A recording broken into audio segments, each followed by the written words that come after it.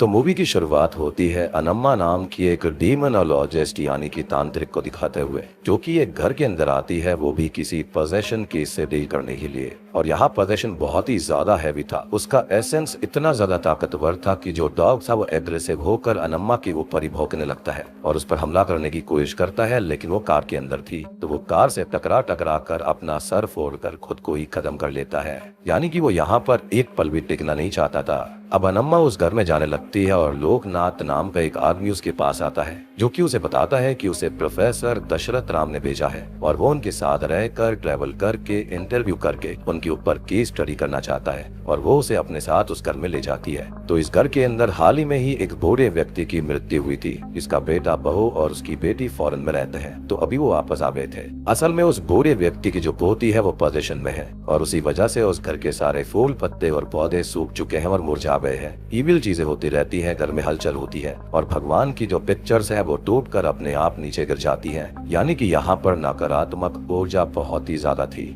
अब अनम्मा थोड़ा चिंतन करती है और उस लड़की से बात करती है, जो कि उनसे अच्छे से बात करती है और बताती है कि वो कभी स्कूल नहीं गई, उसने हमेशा न्यूज़पेपर और किताबों से ही नॉलेज गेन करी है। लेकिन उसके पिता बीच में ये बोलते हैं कि वो स्कूल जाया करती थी। साथ ही साथ वो ये सब बातें तेलुगु में बोल रही थी, जबकि वो पहली बार यहाँ पर आई है और उसे तेलुगु आती तक नहीं है, जिससे कि सभी शौक हो जाते हैं। अब अनम्मा कुछ ही पल में समझ जाती है कि उस बच्ची को उसके ही ग्रैंडफादर की सोल ने पलस किया है और वो उनको समझाती है, एक्सॉर्सिज्म शुरू करती है और चैंटिंग करती रहती है। साथ ही साथ उसके बेटे से ये बोलती है कि उसने अपने पिता के आखिरी राइट्स को नहीं किया था, तो वो उनसे माफी मांगे, उनकी पसंद की चीज उन्हें ऑफर करके मनाए और वो ऐसा ही करता है। जिसके बाद वो उस बच्ची की बॉडी को छोड़कर आफ्टर लाइफ में कुछ ही चले जाते हैं। अब अनम्मा यहाँ से बाहर निकल आती है और रास्ते में लोकनाथ उनसे बात करता है और इसके बारे में पूछता है, तो वो ये बताती है कि फिजिकल वर्ल्ड और बॉडी काफी लिमिटेड है, उसे जलाया जा सकता है, काटा जा सकता है, खत्म किया जा सकता है, लेकिन इंटरनल वर्ल्ड एंडलेस होता है, यानी कि सोल की कोई बाउंड्री नहीं है। साथ ही साथ वहाँ पर जो एनर्जी और पावर मौजूद होती है उसे जलाया, काटा या फिर खत्म नहीं किया जा सकता, बस ट्रांसफॉर्म किया जा सकता है। अब वो उसे थोड़ी और बात करता है और उनसे ये पूछता है कि उन्होंने बाहर पढ़ाई करी है, वो फाइनेंस में काफी कुछ जानती है, तो उन्होंने ये तांत्रिक वाली दुनिया में ही क्यों कदम रखा, उसको क्यों चूज किया। जिस पर वो ये कहती है कि जब वो छोटी थी तब औरतों के ऊपर अत्याचार हुआ करते थे, पोजेशन जैसी चीजों के चलते उन्हें खत्म कर दिया जाता था, उनकी बलि चढ़ा दी जाती थी। तो आज भी कई जगह पर ऐसा होता है। और उसके पिता एक स्पिरिचुअलिस्ट, ह्यूमैनिटेरियन और एक विजर्ड थे, जो कि ऐसी लेडीज की मदद किया करते, उन्हें बचाते थे, ठीक करते थे, उनका एग्जॉर्सिज्म किया करते और बाकी तरीके से भी उनकी हेल्प करते। अब एक दिन उन्होंने एक लड़की को पोजेशन से बचाया, लेकिन उस वक्त उनकी खुद की बेटी यानी कि अनम्मा की छोटी बहन की मौत हो गई थी और उसके दुख में उसकी माँ भी खत्म हो गई। अब उसके पिता अपने ईविल को खत्म करने वाली लड़ाई में लगे रहे और जब वो खत्म हुए तो उन्होंने अपनी लेगेसी उसको सौंप दी और वो आज तक इसको कायम रख रही है और वो कोशिश करती है कि वो अपने लेवल तक दुनिया से ईविल को खत्म कर पाए, उससे लोगों को बचा पाए और लेडीज को मरने से बचा पाए। वो आगे बताती है कि वो अपने आसपास की लिविंग चीजों से कम्युनिकेट करने की कोशिश करती रहती है और वो साइंस में पूरा विश्वास रखती है, जिसके अंदर अगर कोई पर्सन साइंस से ठीक हो सकता है तो वो साइंस से ही उसकी हेल्प करेंगी, लेकिन अगर किसी और तरह से या फिर रिलीजन या फिर बिलीफ से किसी की मदद हो सकती है तो वो उसे फॉलो करने में पीछे नहीं हटती। अब लोकनाथ अभी ये पूछता है कि वो अकेली ही एक डीमोनोलॉजिस्ट है जिन्होंने बाहर रहकर इतने इंटरेस्ट से उसको सीखा है, या फिर ऐसा कोई और भी है। इस पर वो ये कहती है कि ये तो केस स्टडी से बाहर का सवाल लग रहा है। तो वो ये कहता है कि वो भी गोस्ट में यकीन करता है और जानना चाहता है कि वो उनसे कैसे डील करती है, सीरियस से सीरियस ईविल को कैसे संभालती है। जिसके बाद वो उनसे ये पूछता है कि उन्हें कोई ऐसा केस याद है जिसके अंदर उन्हें थोड़ी कठिनाई महसूस हुई हो, या फिर उसे देखते ही उन्हें ऐसा लगा हो कि ये तो सॉल्व नहीं हो सकता। जिस पर वो बताती है कि ऐसा एक केस था जो कि उन्होंने पहले कभी नहीं देखा था और ना ही उसके बाद आज तक ऐसा कुछ हुआ, और वो एक बहुत ही ज्यादा पावरफुल सोल की कहानी थी जो कि उस दुनिया में कभी आई ही नहीं, पैदा ही नहीं हो पाई। और ये कहानी 1990 में एक क्रिश्चियन फैमिली के अंदर घटित हुई थी और अब कहानी जाती है 1990 के अंदर सुकलपेट नाम के गांव के अंदर, जहाँ पर हम देखते हैं एंथनी नाम के एक आदमी को जो कि राइस मिल में अकाउंटेंट का काम करता है और पास में ही अपने लिए एक घर भी ढूंढ रहा है। अब ब्रोकर उसे एक घर दिखाता है जो कि काफी पुराना था लेकिन काफी अच्छे कंडीशन में था, मेंटेन था, और एंथनी को नॉर्थ ईस्ट फेसिंग घर ही चाहिए था क्योंकि उसकी माँ ये बोलती है कि उससे उसको बेटा पैदा होगा और वो उसके पिता का री इनकारनेशन कहलाएगा। खैर एंथनी को ये घर काफी पसंद आता है और किन्हीं कारणों की वजह से ये उसे काफी सस्ते में मिल गया था और वो एक लॉक्ड रूम को नोटिस करता है जिसे बाहर से लकड़ी के पत्ते लगाकर लॉक किया गया था और ब्रोकर उसे जल्दी ही खुलवाने का बोल देता है। अब अगले सीन में एंथनी अपने परिवार के साथ उस घर के अंदर शिफ्ट हो जाता है। उसके परिवार में उसकी माँ है जिनके हस्बैंड अब गुजर चुके हैं, उसकी वाइफ मैरी है और 2 बेटियां हैं जिनके नाम सोफी है और उससे छोटी बेटी का नाम तारा है जो कि बोल सुन नहीं सकती। बात करें इस घर के बारे में तो ये काफी बड़ा और सुंदर है जो कि सबको काफी पसंद आ जाता है और इस पर नयो दम्मा रेसिडेंसी का बोर्ड लगा हुआ था जिसको एंथनी हटवा देता है क्योंकि अब वो इस घर का मालिक था। और उसकी माँ इस घर की पास्ट और हिस्ट्री के बारे में उससे पूछती है तो वो ये कहता है कि उसे इसके बारे में कोई आइडिया नहीं है और इससे उसे कोई मतलब नहीं है, ना ही उसे कोई फर्क पड़ता। खैर अब एंथनी उस लॉक रूम को देखने जाता है जिसे अब खुलवा दिया गया था और यहाँ पर ढेर सारा पुराना furniture, classical music instrument like harmonium और ढोल वगैरह पड़े हुए थे और वो यहाँ पर थोड़ा बहुत चीजों को नोटिस करने लगता है। खैर अब रात को तारा घूमते घूमते इसी रूम तक आ जाती है और उसे यहाँ पर कुछ हलचल महसूस होती है जिससे वो थोड़ी डर जाती है, जिसके बाद वो अपने रूम में जाकर सो जाती है जहाँ पर रात को सोफी की नींद खुलती है तो वो कुछ हलचल महसूस करती है। साथ ही साथ तारा कुछ अजीब सा गुनगुना रही थी जिससे वो थोड़ी डर जाती है क्योंकि ऐसा होना मुश्किल था, इनफैक्ट नामुमकिन था और वो उसे सोने बोल देती है और हम रूम के अंदर रखे हुए हॉर्स टॉय को अपने आप ही हिलता हुआ देख पाते हैं। खैर अब अगले सीन में एंथनी की जो माँ होती है वो उसकी वाइफ से बेटे के पैदा होने को लेकर बात कर रही थी और मैरी इस बात से काफी परेशान होने लगी है क्योंकि वो हमेशा ही बेटा बेटा करती रहती। खैर वो हॉस्पिटल जाते हैं जहाँ पर डॉक्टर ये बताती है कि बच्चा बिल्कुल स्वस्थ है और मैरी उसका जेंडर पूछती है जो कि बताना इलीगल था तो डॉक्टर उसे मना कर देती है। अब वो दोनों ही घर आ जाते हैं जहाँ पर सोफी स्कूल चली जाती है और तारा घर पर ही थी जिसके लिए उन्हें कोई सही स्कूल नहीं मिल रहा था और मैरी नोटिस करती है कि उसके हाथ पर चोट का निशान है लेकिन तारा को याद ही नहीं है कि ये चोट उसे कब और कैसे लगी थी। अब तभी सभी को दूसरे रूम से आवाज आती है जहाँ पर जाकर वो देखते हैं तो वॉल पर लगी हुई सारी भगवान की जो पिक्चर्स होती है वो अपने आप टूट चुकी थी और एंथनी के पिता की फोटो भी टूट चुकी थी जिसे उसकी मदर साफ करती है लेकिन उनकी उंगली में कट हो जाता है जिससे कि वो फोटो भी खराब हो जाती है और उनका चेहरा मिट जाता है। अब वो इस चीज को लेकर काफी परेशान हो जाती है और ये कहती है कि उसके पिता गुस्सा है इसलिए ये सब हो रहा है और उन्हें भगवान से माफी मांगनी चाहिए, लेकिन एंथनी उनको समझाता है और उन लोगों की इस बात पर थोड़ी बहस हो जाती है और फिर वो वहाँ से चली जाती हैं। लेकिन कोई भी वॉल के ऊपर साइड लगी हुई एक फोटो को नोटिस नहीं कर पाता, इसके अंदर कोई लेडी थी। खैर तभी हम तारा को देखते हैं जो कि उसी रूम में पढ़ रही होती है, लेकिन तभी वहाँ पर एक शैडो आती है जो कि उसे काइंड ऑफ पोजेशन में लेकर एक स्विंग चेयर पर बैठाकर उस चेयर को जोर जोर से स्विंग कराने लगती है। लेकिन तब तक उसकी माँ वहाँ पर आकर उसे अपने साथ ले जाती है और वो बिल्कुल नॉर्मल हो गई थी और ये बात भी भूल गई थी कि वो चेयर पर कब बैठी और कब वो चेयर मूव होने लगी थी। खैर अब अगले सीन में हम एंथनी को मिल के अंदर देखते हैं जहाँ पर उसके बॉस उसको ये बताते हैं कि इनकम टैक्स डिपार्टमेंट से किसी इशू की वजह से उन्हें मिल को 6 महीने के लिए बंद रखना होगा और वो सबका हिसाब करके सबको काम से निकाल दे। साथ ही साथ यहाँ पर इनकम टैक्स ऑफिसर से डील करने और अकाउंट सेटल करने के लिए कोई रहना चाहिए, तो वो यहाँ पर 2 और महीने काम कर सकता है। और अब एंथनी जॉब जाने की बात से काफी परेशान हो जाता है क्योंकि उसने अभी अभी एक नया घर खरीदा था। खैर देर रात वो मिल से घर जाने लगता है लेकिन उसकी बाइक खराब हो जाती है तो वो वॉचमैन से लालटेन लेकर घर पर अकेले ही पैदल जाने लगता है और रास्ते में उसे पीछे से किसी की चलने की आवाज आती है, कुछ हलचल महसूस होती है जिससे कि वो डर जाता है। लेकिन तभी वहाँ पर एक आदमी आता है जिससे वो बात करता है और उसके साथ आगे तक चलने के लिए बोलता है और वो आदमी भी इसी जगह पर जा रहा था तो वो भी उसके साथ चलने के लिए एग्री हो जाता है। वो दोनों ही अब थोड़ी बहुत बात करते करते घर तक आ जाते हैं और यहाँ पर एंथनी नोटिस करता है कि वो आदमी अचानक गायब हो चुका है जिससे वो काफी हैरान हो जाता है। तभी वो घर के बाहर वाले कुएं पर हाथ पैर धोने लगता है जिसे फिर से वही आदमी दिखाई देता है जिससे कि वो काफी ज्यादा डरकर घर के अंदर चला जाता है। घर पर वो मैरी और अपनी माँ को सारी बात बताता है जो कि उसको ये समझाती है कि नया शहर है तो उसको वहम हुआ होगा और वो आदमी उसे घर छोड़कर आगे निकल चुका होगा और उसकी माँ उसे उसके पिता का होली क्रूसिफिक्स पहनने के लिए देती है। खैर अब सभी सो जाते हैं और हम सोफी को देखते हैं जिसकी रात में नींद खुलती है क्योंकि उसे अजीब सी डरावनी सी विस्पर सुनाई दे रही थी। तभी वो तारों को देखती है और वो भी अपने बिस्तर पर नहीं थी जो कि उसे अपने साइड में खड़ी मिलती है और ये विस्पर वाली आवाज वही कर रही थी जिससे वो बहुत डर जाती है क्योंकि ऑब्वियस ही बात है कि तारा कुछ भी बोल सुन नहीं सकती थी। खैर जब वो चिल्लाती है तो सभी लोग उसके पास आते हैं, उसको संभालते हैं, जिन्हें वो तारा के बारे में बताती है, लेकिन तारा तो बोल नहीं सकती थी तो वो विस्पर कैसे करेगी, जिसके चलते कोई भी उसकी बात पर विश्वास नहीं करता और वो सबको समझाने की बहुत कोशिश करती है कि ये दूसरी बार हुआ है और पहले भी वो ऐसे ही कर रही थी, लेकिन कोई भी उसका यकीन नहीं करता। इवन तारा भी जो कि अपने बेड साइड तक खुद चल कर आई थी, वो साइन लैंग्वेज में ये बताती है कि हलचल महसूस होने के बाद वो यहाँ पर आई।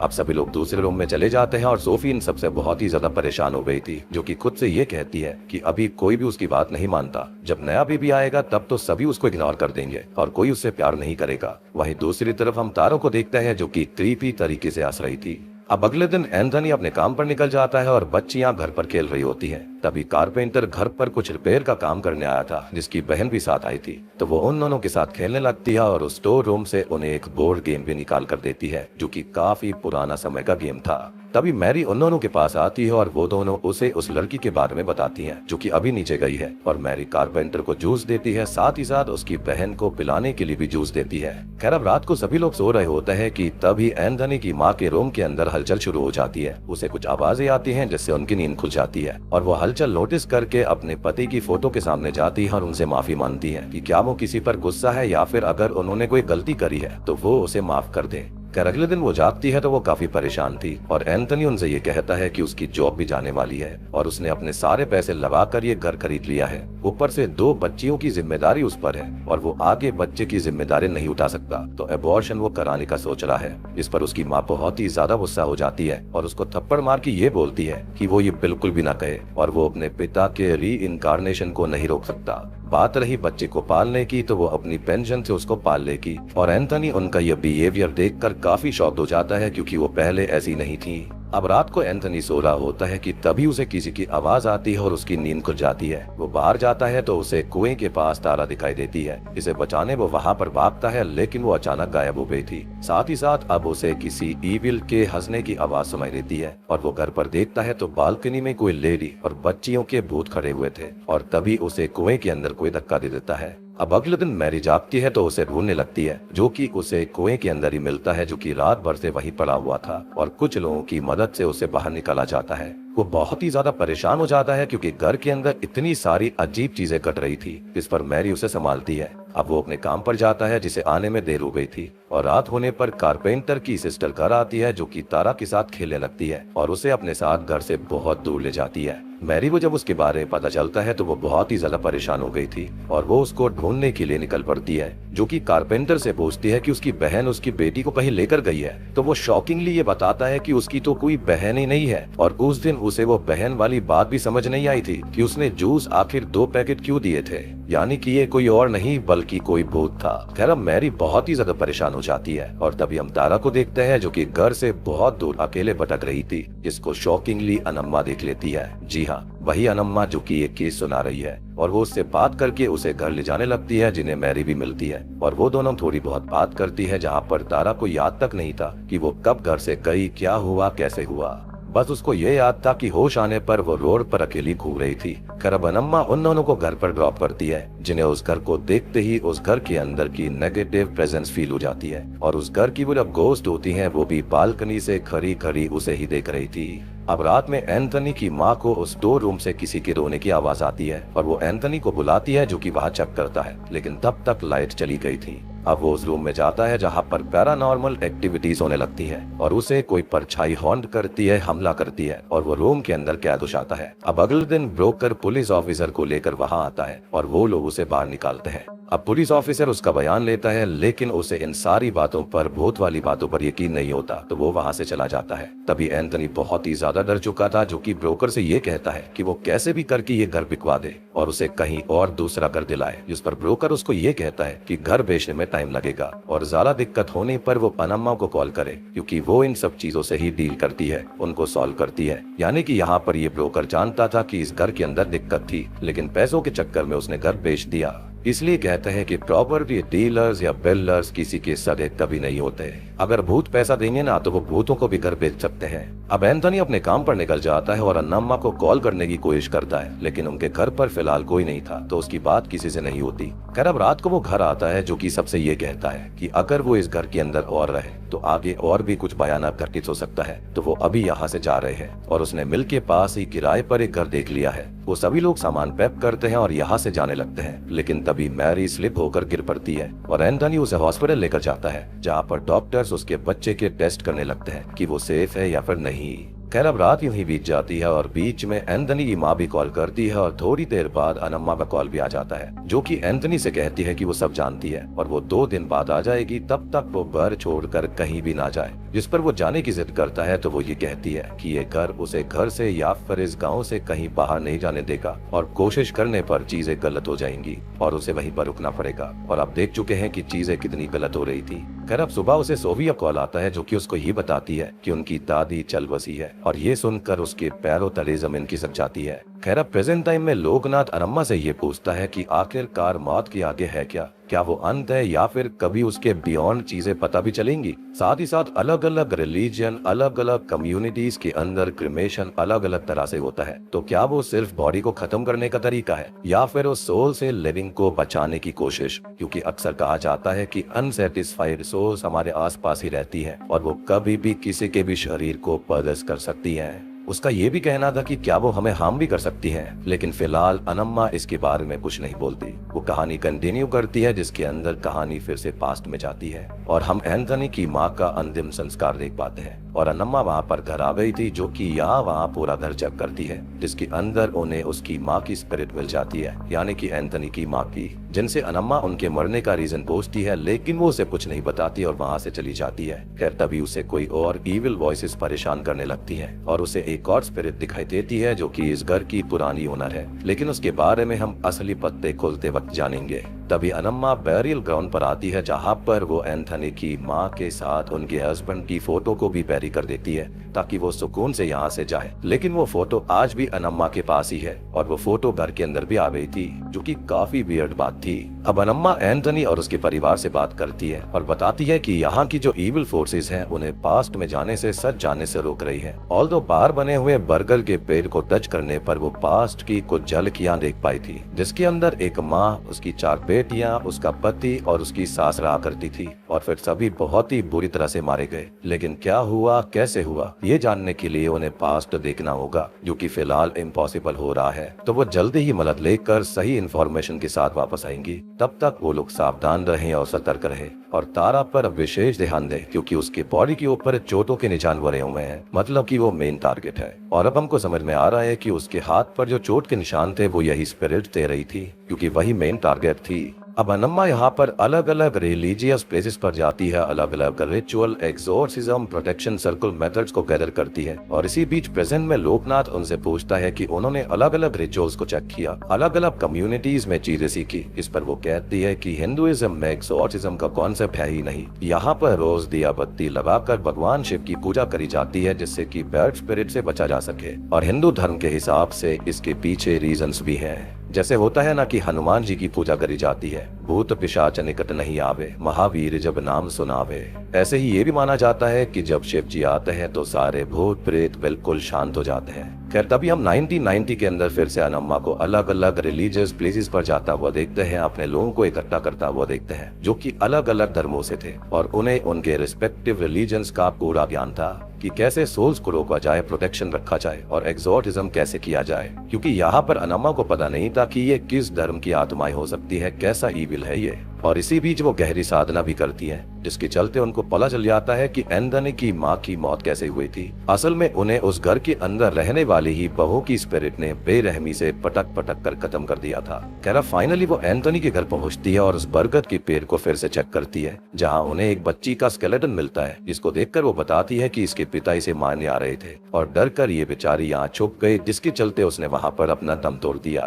तभी अचानक से ही तारा पजेस हो जाती है और पास में ही लगे हुए वर्शिप वाले पेड़ की चक्कर लगाने लगती है और एंथनी उसे रोकने जाता है तो अनम्मा मना कर देती है, ऐसी ये रिस्की हो सकता था। और कुछ ही देर के बाद में वो अपने आप ही थक कर बेहोश हो जाती है। अब तारा को अंदर लाया जाता है और उसका एक्सोर्सिज्म शुरू होता है। उससे पहले उसके चारों ओर प्रोटेक्शन स्पेल से सर्कल बनाया जाता है और इसी बीच घर के अंदर होली वाटर भी छिड़का जाता है। साथ ही साथ उस पर भी होली वाटर छिड़का जाता है, लेकिन वो आग की तरह गर्म हो जाती है। खैर तभी वो बोलने लगती है, रोने लगती है और गिड़गिड़ाने लगती है। इस पर अनम्मा कहती है कि ये ईविल की चाल हो सकती है, तो कोई भी उसके ट्रैप में ना आए और आज की रात बड़ी जरूरी है, तो यहाँ पर कोई भी खाए ना, सोए ना, आपस में बात भी ना करे और अगर कोई उनसे कुछ बोले, कोई अनजान आवाज उन्हें सुनाई दे तो वो उस पर बिल्कुल भी रिएक्ट ना करे और एक दूसरे की आंखें ना देखे, क्योंकि इससे evil body to body switch कर सकता है। अब थोड़ी देर के बाद में राइट्स पढ़ने वाला लड़का बेहोश हो जाता है और तारा हवा में लेविटेट करने लगती है, जो कि ईविल वॉइस में एंथनी और मैरी से ये कहती है कि वो अपने अनबॉर्न बेबी को मारना चाहते थे, तो अब तारा को भी वो मरने दे और वो खींचकर उसे रूम के अंदर कैद कर लेती है। यानी कि आत्मा।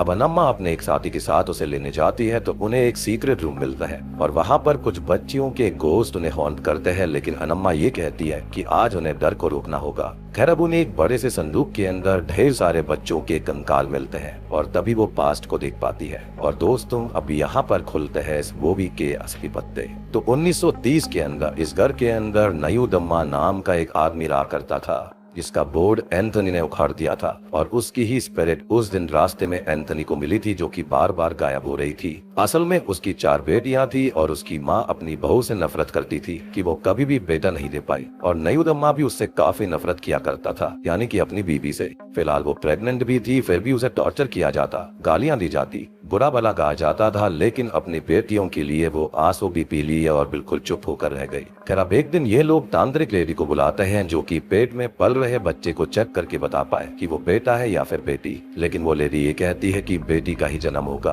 और गुस्से में आकर नयूदम्मा अपनी बीवी का पेट काटकर उस अनबॉर्न बेबी को खत्म कर देता है, जिसके अंदर उसकी बीवी की जान चली जाती है और उन 4 बेटियों को भी छत से फेंक कर, काट कर, पटक कर और कुचल कर खत्म कर दिया जाता है। और वो बच्ची जिसका कंकाल अनम्मा को मिला था बरगद के पेड़ के नीचे, वो भी उसकी ही बच्ची थी जो कि डर कर वहाँ बैठ गई। खैर अब उस पेन्नम यानी कि फीटस को वहीं पैरी कर दिया जाता है और प्रेजेंट टाइम में भी तारा भी अनम्मा को मिल जाती है जिन्हें वो एग्जॉर्सिज्म के लिए लेकर आते हैं और अनम्मा बताती है कि उसी फीटस ने उसे पजेस किया है जो कि एक्सट्रीमली पावरफुल है, जिसने 5 एलिमेंट से अपनी पावर्स को बनाया है। और अनम्मा ने इसलिए ही लोकनाथ को ये कहा था कि ये कभी भी ईविल पैदा नहीं हुआ था बल्कि इसको बनाया गया, इतना खतरनाक बना दिया गया कि उसने इस हद तक यहाँ पर कोहराम मचा रखा है। अनम्मा बताती है कि वो एक सुनामी जितनी पावर्स इकट्ठी कर चुका है और उसका असली टारगेट मैरी के पेट में पल रहा बच्चा है, उसको पलस करना है। और ये बिल्कुल मुझे दीपक की याद दिलाता है। खैर इसलिए वो मैरी को गार्ड कर रहा है, उसके पिन्नम को गार्ड कर रहा है। जो भी उसको खत्म करने की कोशिश करेगा वो उसको खत्म कर देगा।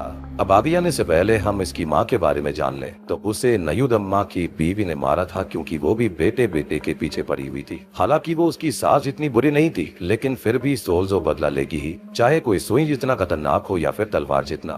सिंपल सी बात है कि ये सब चीजें देखकर स्पिरिट्स के अंदर जो गुस्सा था वो ट्रिगर हो चुका था। खैर अब अनम्मा मैरी को आटे का बना हुआ गोला देती है जिसे पिन्नम मानकर उसे उसकी पूजा करनी होगी जब तक पोजेशन ना हट जाए और एंथनी को यहाँ मारी गई बच्चियों का अंतिम संस्कार करना होगा जिससे कि उनकी स्पिरिट्स आजाद होकर उन्हें छोड़ देगी। अब इसी बीच नयूदम्मा का गोस्ट एंथनी को परस करने की कोशिश करता है, लेकिन वो खुद को संभाल लेता है। लेकिन वो गोस्ट जो होता है वो दूसरे लड़के को परस कर लेता है जो कि रिचुअल खराब करने लगता है, सब पर हमला कर देता है। लेकिन अनम्मा अपने पिता वाला लॉकेट उसके गले में डालकर नयूदम्मा की स्पिरिट को वैनिश कर देती है। खैर फाइनली तारा का प्रदर्शन भी खत्म हो गया था और ये फीटस शांत हो चुका था। ये घर भी अब भूतों से आजाद हो चुका है जिससे कि सभी बहुत खुश होते हैं और अनम्मा वहाँ से निकल जाती है, यानी कि अनम्मा ने सक्सेसफुली यहाँ पर इस घर को बचा लिया था। खैर अब कहानी फिर से प्रेजेंट टाइम में आती है और लोकनाथ की केस स्टडी भी पूरी हो गई थी कि तभी अनम्मा को कोई कॉल आता है कि कहीं कोई खतरे में है और वो उसकी मदद करने जाती है, जिन्हें लोकनाथ भी ज्वाइन करता है, जिसको वो पहले तो मना करती है लेकिन बहुत रिक्वेस्ट करने के बाद वो मान जाती है।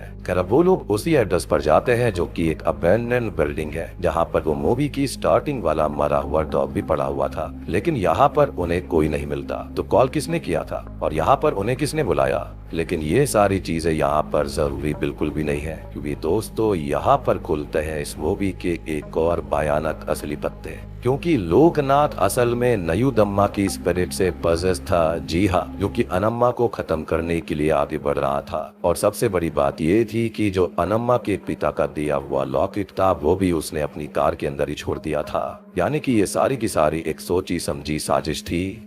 इसी के साथ में ये मूवी यहीं पर खत्म हो जाती है। तो दोस्तों ये थी पिन्नम फिल्म की कहानी। उम्मीद करता हूँ कि आपको अच्छी लगी होगी और अगर आप इस मूवी को देखना चाहते हैं तो प्राइम वीडियो पर जाकर देख सकते हैं। वहां पर आपको ये इंग्लिश सबटाइटल्स के साथ में मिल जाएगी। देखो मूवी काफी इंटरेस्टिंग है, काफी बढ़िया है, इसको देखने में काफी मजा आता है, काफी एरीजा म्यूजिक है, बहुत ही खतरनाक माहौल बनता है इसके अंदर। एटलीस्ट आजकल जो हॉलीवुड मूवीज आ रही है उनसे तो ये काफी बढ़िया थी। बाकी अब यहाँ पर आगे क्या होगा, हो सकता है कि पिन्नम पार्ट 2 आए। यहाँ पर कोई ना कोई और भी असली पत्ते हैं जो कि छुपे हुए हैं, जो कि शायद से खुले नहीं हैं। बाकी देखते हैं कि पिन्नम पार्ट 2 आएगा या फिर नहीं। मेरे ख्याल से जरूर आना चाहिए।